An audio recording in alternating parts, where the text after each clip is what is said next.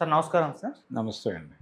Sir Congress MLC Teenmar మల్లన్నని Congress party suspend చేయడం జరిగింది సార్. అంటే రీసెంట్‌గా మనం చూస్తున్నాం ఆయన వరుసగా కాంగ్రెస్ ప్రభుత్వం పైన విమర్శలు చేయడం లాంటివి చూస్తున్న మీడియా వేదికగా కూడా ఆయనకి సొంత ఛానెల్‌లో కూడా తీవ్ర స్థాయిలో విమర్శించారు. మరి దాన్ని బేస్ చేసుకునే ఇప్పుడు క్రమశిక్షణ కమిటీ వాళ్ళు సస్పెండ్ అయితే చేశారు. మరి దీన్ని మీరు ఏ విధంగా చూస్తారు సార్? అంటే కాంగ్రెస్ పార్టీలో ప్రభుత్వం మీద విమర్శలు చేయటం అనేది కొత్తేం కాదు. ఇది తీన్మార్ మల్లన్నతో మొదలైన వ్యవహారం కాదు. ఓకే. వైఎస్ రాజశేఖర రెడ్డి గారు ముఖ్యమంత్రిగా ఉండగా ప్రభుత్వ విధానాల మీద పి జనార్దన్ రెడ్డి గారు, మర్రి శశిధర్ రెడ్డి గారు చాలా బలంగా మీడియా ముందుకొచ్చి విమర్శలు ఎక్కుపెట్టిన సందర్భాలు ఉన్నాయి. ఓకే. అలాగే అంతకు ముందు కూడా వి హనుమంతరావు లాంటి వాళ్ళు నిరసన ధ్వనులు వినిపించిన చరిత్ర ఉంది. అంటే డిఫరెన్స్ ఆఫ్ ఒపీనియన్ ఉండటం, దాన్ని గౌరవించటం మా పార్టీ కల్చర్ అని కాంగ్రెస్ పార్టీ చెప్పుకునేది. పీజేఆర్ అయితే కొన్ని విషయాల్లో వైఎస్ రాజశేఖర రెడ్డి గారి విధానాల మీద, ముఖ్యంగా పోతిరెడ్డిపాడు హెడ్ రెగ్యులేటరీ వ్యవహారం మీద కొంచెం బలంగానే నిరసన ధ్వనులు వినిపించాడు. అయినప్పటికీ ఆయన కాంగ్రెస్ పార్టీతోనూ కొనసాగాడు. ఆయన మీద ఈ రకమైనటువంటి చర్యలు తీసుకుంటారు అనేటువంటి అంటే ఆ డిస్కషన్ కూడా ఎక్కడ జరిగింది కాదు. ఆ టైంలో ఆ చర్యలు కూడా అలాంటివేం జరగలేదు.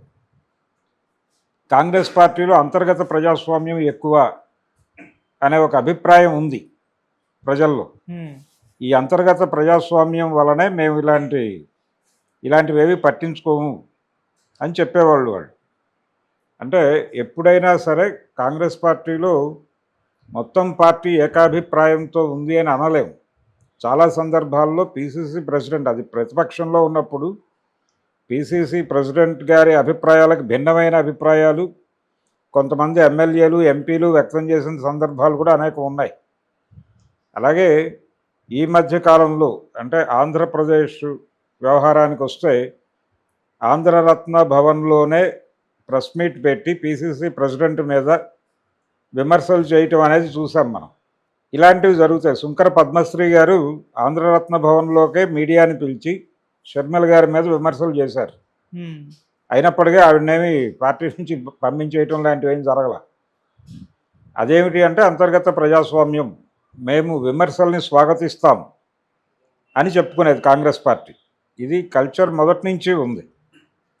అయితే ఇప్పుడు ప్రత్యేకంగా ఇతన్ని అంటే వరంగల్లో జరిగినటువంటి బీసీ గర్జన దగ్గర నుంచి తీన్మార్ మల్లన్నని ఏ క్షణమైనా పార్టీ నుంచి బయటకు పంపించే అవకాశం ఉంది అనేది బలంగా వినిపిస్తూ ఉన్నటువంటి మాట.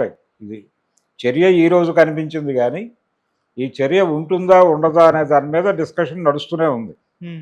ఈ డిస్కషన్లో భాగంగా ఉండదు అని చెప్పి మాట్లాడిన వాళ్ళు ప్రధానంగా చెప్పింది కాంగ్రెస్లో ఉన్నటువంటి డెమోక్రటిక్ నేచర్ గురించే. ఈ నేచర్ ఉంది కాబట్టి ఈ పార్టీ నుంచి ఇతన్ని బహిష్కరించే అవకాశాలు తక్కువ, భిన్నాభిప్రాయాలకి వేదికగా ఉంటుంది కాంగ్రెస్ పార్టీ, కాబట్టి మేము అంతర్గతంగా పరిష్కరించుకోగలం ఈ ఇష్యూని అని కూడా కొంతమంది కాంగ్రెస్ నాయకులు మాట్లాడారు తీన్మార్ మల్లన్న ఎపిసోడ్లోనే. అయితే ఆయన దూకుడు పెంచుతూ వెళ్తున్నాడు, చాలా అగ్రెసివ్గా మాట్లాడినప్పటికీ ఆ రోజున పీజేఆర్ అలాగే మర్రి శశిధర్ రెడ్డి వాళ్ళు మాట్లాడిన డోస్తో పోలిస్తే ఇది హెవీ డోస్ అని నేనైతే అనుకోను. అయినా ఇతన్ని పక్కన పెట్టారు. ఎందుకు జరిగింది అంటే అప్పుడు ముఖ్యమంత్రిని విమర్శించడం వేరు. నిజానికి అప్పటికే కాంగ్రెస్ పార్టీలోకి కొత్త కల్చర్ ఎంటర్ అయింది. వైఎస్ రాజశేఖర రెడ్డి ముఖ్యమంత్రి కావటానికంటే చాలా ముందు, అంటే 89లో కాంగ్రెస్ పార్టీకి అధికారం వచ్చింది. 89లో అధికారం వచ్చింది రాష్ట్రంలో. అంటే ఎన్టీ రామారావు గారు 83 జనవరిలో అధికారం తీసేసుకున్నాడు కాంగ్రెస్ నుంచి. తీసేసుకున్న తర్వాత తిరిగి 89లో వీళ్ళకి అధికారం వచ్చింది. 89లో తిరిగి అధికారం వచ్చిన తర్వాత వీళ్ళు 90కి నూతన ఆర్థిక విధానాలు వచ్చినాయి. అవి వేగం పుంజుకునే టైంకి మళ్ళీ వీళ్ళు ఓడిపోయారు. స్ట్రైట్లో 94లో ఓడిపోయారు. ఓడిపోయిన తర్వాత 2004 వరకు అధికారం చెక్కలేదు వాళ్ళకి.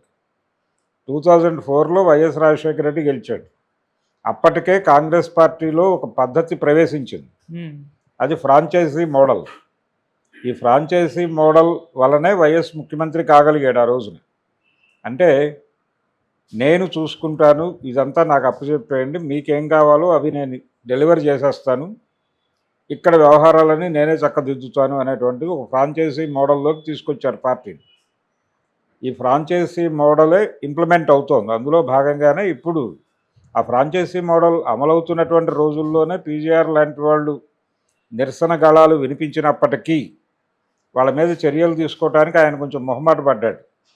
అంటే వాళ్ళ స్ట్రైచర్ రీత్యా కూడా తీన్మార్ మల్లన్న స్ట్రైచర్కిను పీజీఆర్ స్ట్రైచర్కి తేడా ఉంది, మర్రి శశిధర్ రెడ్డి స్ట్రైచర్కి తేడా ఉంది. ఎందుకంటే ఆయనేమో చెన్నారెడ్డి గారి కొడుకు, ఈయనకేమో విడిగా కార్మిక నాయకుడిగా ఒక స్ట్రైచర్ ఉంది, అలాగే ప్రజానాయకుడిగా ఆయనకు ఒక విస్తృతమైనటువంటి ఒక ప్రజాక్షేత్రం ఉంది. ఖైరతాబాద్ నుంచి రిపీటెడ్గా గెలిచినటువంటి ఎమ్మెల్యే కూడా, అలాగే సిఎల్పి లీడర్గా చేసిన చరిత్ర ఉంది ఆయన. అందుకని వాళ్ళకు ఉన్నటువంటి స్ట్రైచర్ రీత్యా వాళ్ళని కదిలించడానికి సాహసం చేయలేదు ఆయన, వాళ్ళని మెయింటైన్ చేశాడు. కొన్ని సందర్భాల్లో వి హనుమంతరావుతో కొన్ని తలనొప్పులు ఎదురైనప్పటికీ ఆయన కేంద్ర నాయకత్వంతో చెప్పి దాన్ని పరిష్కరించుకునేవాడు. కానీ మిగిలిన వాళ్ళు ఎవరిని ఉపేక్షించాల. కాంగ్రెస్ పార్టీ వ్యతిరేకంగా తనకు వ్యతిరేకంగా మాట్లాడిన వాళ్ళని ఆయన సీరియస్గానే చూశాడు. అలాగే ఇప్పుడు కూడా ఫ్రాంచైజీ మోడలే, రేవంత్ రెడ్డి గారు ఫ్రాంచైజీ తీసుకున్నాడు, కాంగ్రెస్ పార్టీ ప్రభుత్వాన్ని తీసుకున్నాడు. కాబట్టి ఆయన మీద సూటిగా విమర్శలు చేయటం అనేది గతంలో ఉన్నటువంటి కాంగ్రెస్ పార్టీ కల్చర్ దృష్ట్యా మీరేదో డిఫరెన్స్ ఆఫ్ ఒపీనియన్ ఉండటం తప్పేం కాదు కాంగ్రెస్ పార్టీలో అని అనుకుంటున్నారు, కానీ అలా కాదు. ఇది దీన్ని ఫ్రాంచైజీ మోడల్లోకి తీసుకురావటం అంటే కాంగ్రెస్ పార్టీని ప్రాంతీయ పార్టీ స్థాయికి కుదించటం. ఆ కుదింపు కార్యక్రమం వైఎస్ గారే చేశాడు. సో ఇప్పుడు కూడా అదే మోడల్ నడుస్తోంది, సేమ్ మాడ్యూలు. అందులో భాగంగానే ఇది కూడా ఒక ప్రాంతీయ పార్టీగానే చూడాలి ఇక్కడ ఉంది. కానీ దీన్ని తనదైన శైలిలో నడుపుతున్నాడు ఆయన. ఈ నడిపే క్రమంలో ఆయన ఒకవైపు కాంగ్రెస్ ముఖ్యమంత్రిగా ఉంటూనే రెండో వైపు కేంద్ర ప్రభుత్వంతో కూడా సన్నిహిత సంబంధాలు మెయింటైన్ చేస్తున్నాడు. ఇలా ఒక తను ఇక్కడ ఏ ఇబ్బంది లేకుండా కెరియర్ నడపడానికి సంబంధించి ఒక గ్రౌండ్ ప్రిపేర్ చేసుకుని ఉన్నాడు రేవంత్ రెడ్డి. ఇంకొక అభిప్రాయం ఉంది ప్రజల్లో, రేపు పొద్దున ఒకవేళ భారతీయ జనతా పార్టీ గెలిచే పరిస్థితి ఉంటే, అనివార్యంగా బీజేపీ గెలిచే ఉద్దేశంతో బీజేపీ ఉంటే ఇది పెద్ద విషయం కాదు గెలుపు అనేది. ఇది ఒక అనివార్యంగా మారితే ఈయనే అక్కడ కూడా ముఖ్యమంత్రి అయ్యే ఛాన్స్ ఉంది అనే అభిప్రాయం కూడా చాలామంది రాజకీయ నాయకుల్లో ఉంది. ఈ కండిషన్లో ఆయన మీద నేరుగా యుద్ధం ప్రకటించాడు ఈయన బీసీ గణన వ్యవహారంలో. ఈ బీసీ గణనని ప్రెస్టీజియస్గా తీసుకున్నారు వాళ్ళు.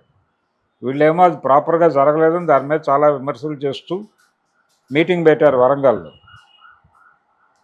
ఇది జరగలేదు అనటానికి మీ దగ్గర ఉన్నటువంటి ప్రాతిపదిక ఏమిటి అని చెప్పి రేవంత్ రెడ్డి గారి తరఫు నాయకులు వారిని అడగటము, వారు వారి దగ్గర ఉన్న వివరాలు ఏవో ఇచ్చే ప్రయత్నం చేయటం, ఈ రెండింటి మధ్య ఘర్షణలు, కేంద్ర ప్రభుత్వం దగ్గర నుంచి నడుస్తున్నటువంటి వ్యవహారం అని చెప్పి ఆయన మోడీ గారి మీద కూడా విమర్శలు చేశాడు. ఆ అకౌంట్లో ఆయన అసలు బీసీ కాదు, అగ్ర కులాల పద్ధతిలో వ్యవహరిస్తున్నాడు అన్నాడు. కొంచెం అగ్రెసివ్గా తన్ని తాను ప్రొటెక్ట్ చేసుకుంటూ మాట్లాడాడు రేవంత్ రెడ్డి. ఈ మాట్లాడుతున్నటువంటి నేపథ్యంలో దాదాపు అదే లైన్స్లో ఇతని మీద కూడా ఆయన ఓపెన్గా మాట్లాడితే ఇతని స్ట్రేచర్ పెరుగుతుంది అనే ఉద్దేశంతో ఆయన మాట్లాడలేదు, కానీ ఇంటర్నల్గా ఇన్నర్ సర్కిల్స్లో మాట్లాడాడు ఆయన.